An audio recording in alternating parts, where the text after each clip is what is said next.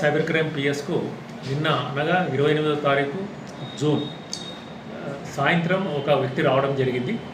అతను ఒక సాఫ్ట్వేర్ కంపెనీలో పనిచేస్తాడు. అతని వయసు 31 సంవత్సరాలు. అతనికి ఒక ఫెడెక్స్ నుంచి కాల్ వచ్చిందని చెప్పి ఒక నెంబర్ నుంచి కాల్ వచ్చింది. ఇన్ టర్న్ వాళ్ళు ఒక స్కైప్ ఒకటి సైబర్ క్రైమ్ పోలీస్ స్టేషన్కు కనెక్ట్ చేశారు. అక్కడ నుంచి ఒక స్కైప్లో ఒక వీడియో కాల్లో ఒక పోలీస్ ఆఫీసర్ డ్రెస్సులో ఉన్న ఒక వ్యక్తి మాట్లాడాడు. మీరు మత్తు పదార్థాల రవాణా చేస్తున్నారు, బాంబే నుంచి ఇరాన్కు మీరు రవాణా చేస్తున్నారు, అట్లాగే మీరు మనీ లాండరింగ్ కూడా పాల్పడుతున్నారు, మీ మీద అరెస్ట్ వారెంట్లు ఇష్యూ అని చెప్పి అతన్ని భయపెట్టడం జరిగింది. దానికి గాను అతను భయపడి ఇమీడియట్గా 18 లక్షలు అతనికి పంపడం జరిగింది. దాని తర్వాత ఎంబడే తేరుకొని అతను మోసమని గ్రహించి మా దగ్గరికి రావడం జరిగింది. వచ్చిన వెంటనే అక్కడ మా దగ్గర ఉన్న NCRP national cyber crime reporting portal చూసుకునే కానిస్టేబుల్ శ్రీకాంత్ ఇమీడియట్గా ఆన్లైన్లో కంప్లైంట్ ఎస్కలేట్ చేయడం జరిగింది. చేసిన వెంటనే ఒక సుమారు 10 నుంచి 11 నిమిషాల మధ్యలో అకౌంట్ హోల్డ్ అయిపోయింది అనమాట. దానికంటే ఆ విక్టిమ్ చేతుల్లోకి ఆ డబ్బులు పోలేదు, ఆ బ్యాంకులోనే హోల్డ్ అయిపోయినాయి. సో బ్యాంకు కంప్లైంట్ రేజ్ చేయడం జరిగింది మా కానిస్టేబుల్. అకౌంట్ హోల్డ్ కావడం వల్ల ఆ యొక్క అమౌంట్ను, ఆ యొక్క డబ్బును, బాధితుడు పోగొట్టుకున్న డబ్బును మోసగాళ్ల చేతుల్లోకి పోకుండా ఆపడం జరిగింది. దీని మీద తిరిగి ఎఫ్ఐఆర్ చేసి మనం ఆ యొక్క డబ్బును తిరిగి అతనికి బ్యాంకు ద్వారా, కోర్టు ద్వారా బ్యాంకుకు ఆర్డర్ ఇప్పించి బ్యాంకు ద్వారా తిరిగి రిటర్న్ ఇప్పించే కార్యక్రమాన్ని మేము చేయబోతున్నాము. అది ప్రాసెస్లో ఉంది ఇప్పుడు. ఇందు మూలంగా మేము అందరికీ కూడా మేము విజ్ఞప్తి చేసేది ఏంటిదంటే, ప్రజలందరికీ కూడా విజ్ఞప్తి చేసేది ఏంటిదంటే, మీరు ఇటువంటి కాల్స్ చాలామందికి వస్తున్నాయి. ఈ మధ్యలో ఫ్రాడ్స్టర్స్ ఇలాంటి కాల్స్ చేస్తున్నారు. చేసి మేము ఒక ఫెడెక్స్ నుంచి లేదా TRAI telecom regulatory authority of India TRAI నుంచి కాల్ చేస్తున్నాము అని చెప్పి చెప్తారు. సో వాళ్ళు అక్కడ నుంచి కాల్స్ వస్తాయి మీకు. వాళ్ళు ఏమని చెప్తారంటే, సేమ్ ఇట్లాగే మీ యొక్క ఆధార్ కార్డు మీద తీసుకున్న ఇంకొక నెంబర్ మీద మనీ లాండరింగ్ జరుగుతుంది, అట్లాగే మన డ్రగ్స్ కూడా దీనిలో రవాణా చేయడం జరుగుతుంది, సింగపూర్కు, ఇరాన్కు, హాంకాంగ్కు, చైనాకు చేయడం జరుగుతుందని చెప్తారు. మిమ్మల్ని భయపెడతారు. వాళ్ళు వీడియో కాల్లో పోలీసులు వస్తారు, మీకు అరెస్ట్ వారెంట్ చూపెడతారు, అలాగే మనీ లాండరింగ్ పాల్పడుతున్నట్టు ఇన్కమ్ ట్యాక్స్ నోటీసులు చూపెడతారు.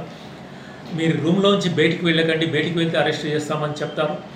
మీరు ఇప్పుడు మీ యొక్క బ్యాంక్ అకౌంట్ స్టేట్మెంట్ మాకు పంపండి, మీరు డబ్బులు పంపండి, మనీ లాండరింగ్కి పాల్పడిన దానిలో 50% వెరిఫై చేసి మీరు మీ తప్పులు లేకుంటే 3 రోజుల్లో తిరిగి పంపుతామని చెప్పడం జరుగుతుంది. ఇది మోసగాళ్ల పని. వీళ్ళు భయపడి తిరిగి ఆ యొక్క సమాచారాన్ని ఎవరికి కూడా, ఫ్యామిలీ మెంబర్స్ కూడా చెప్పరు, తర్వాత తెలిసిన వాళ్ళకు కూడా చెప్పనివ్వరు అనమాట. వాళ్ళు వీళ్ళను ఒక ట్రాన్స్లోకి తీసుకువెళ్తారు.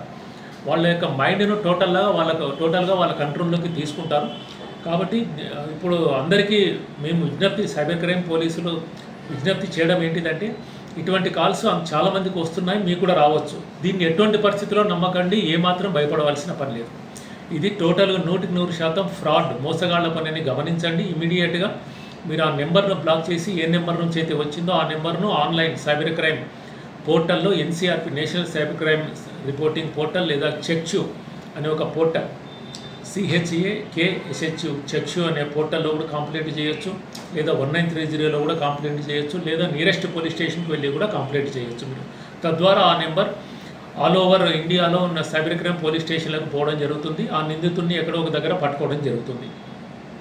ఇప్పుడు ఈ యొక్క 18 లక్షలు పోగొట్టుకున్న వ్యక్తి టోటల్గా అతన్ని అమౌంట్ తిరిగి రావడానికి ప్రధాన కారణం ఏంటంటే, అతను ఆ నేరం జరిగిన వెంటనే తేరుకొని, నేరం జరిగిందని తెలుసుకొని మా దగ్గరికి రావడం జరిగింది అనమాట.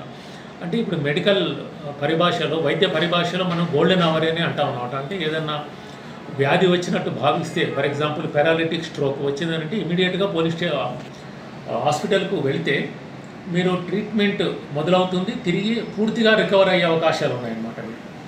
ఎంత లేట్ అయ్యే కొద్దిగా అంతగా రికవర్ అయ్యే అవకాశాలు ఎలాగైతే తగ్గుతాయో దాన్ని గోల్డెన్ అవర్ అని అంటారు.